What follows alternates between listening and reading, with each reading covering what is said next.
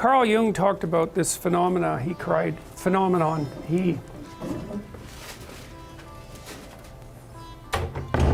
described as retrogressive restoration of the persona.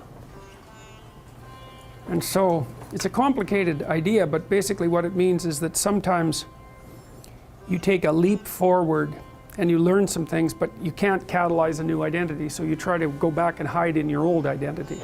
And that actually doesn't work, because, well, things have changed and you've learned something, and that isn't who you are anymore.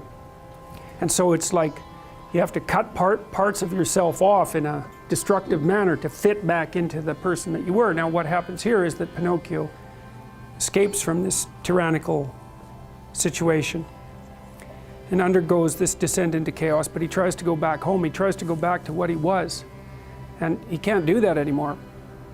His father isn't at home anymore. And so when he goes home, he finds that there's no home there. Now, this happens to people sometimes, and it's often a shock to them. So one of the things I've noticed about Peter Pan type, I'm going to speak about men here because I've observed it more in men, is that they'll often stay under the thumb of their father.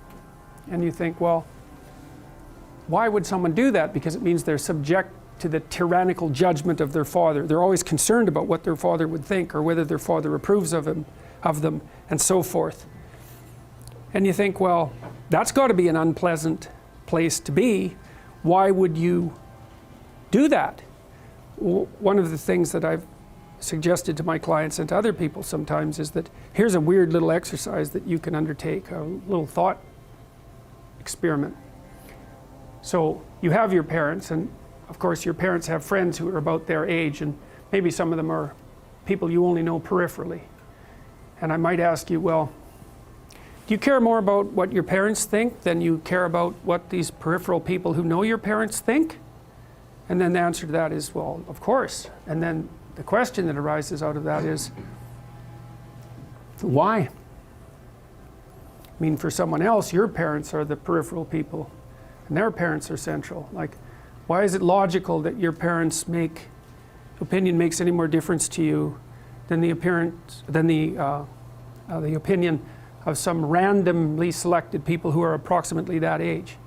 Why is it the case that you would consider that they would know more than someone else? I mean, I know they know you better, and fair enough, but that's not the point. And then another point there is that to the degree that your parents' opinion about you matters more than some randomly selected people of approximately the same age, Jung would say, well, you haven't exactly separated out the God image from your parents, and so you're still under that combination. It's like, it's a complicated thing to talk about, but think about the Harry Potter series. Harry has two sets of parents, right? He's got the Dursley parents, and then he's got these like magical parents that sort of float behind, and he should know the difference between them. They shouldn't be one and the same. They're not for him. And it's like, well, you have your parents and you have nature and culture as parents, and you shouldn't be thinking that your parents are nature and culture as well. They shouldn't have final dominion over you. It means that you're not an individual yet, if that's the case.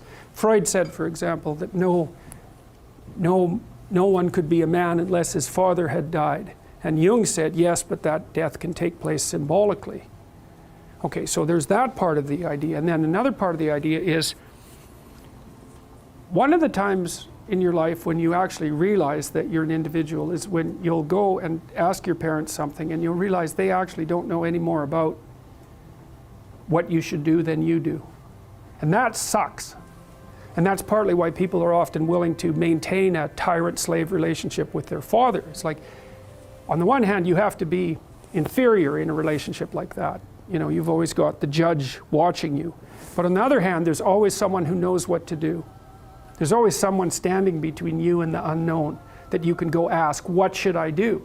Well, at some point you'll realize that the reason you can't ask that anymore is because they actually don't know any more than you do. And then that's a pain, like that is a symbolic death. And that's also when you establish a more individual relationship with your parents. It's at that point that you could conceivably start taking care of them instead of the reverse. And that's a time that should come. But you have to let that image of perfection go. And that exposes you. Well, that's what happens here. You know, Pinocchio goes home and he wants things to be the way they were, and he wants to stay under the careful care of the benevolent father, but that's no longer possible. He's past that point, and that's why the father has disappeared. And so Geppetto has gone off to look for Pinocchio because he also needs his son, but in any case the house is abandoned. And so then we see inside the house that everything's covered with cobwebs and everything's gone, and Pinocchio and the cricket sit on the steps and they're very concerned. First of all, they wonder where he went, so they're actually concerned that he's gone, but they also don't know what to do because there's just no going home. And so, you know, that's also the case that once you hit a certain point in your development, well, it's the same thing we already talked about. The answers that you're looking for are not going to be found in your parents' house. It's as simple as that. Now, you could artificially maintain your dependency, but you know, if you do that for too long, things get pretty ugly. So you get pretty stale, and you know, you're like bread that's been on the shelf for too long.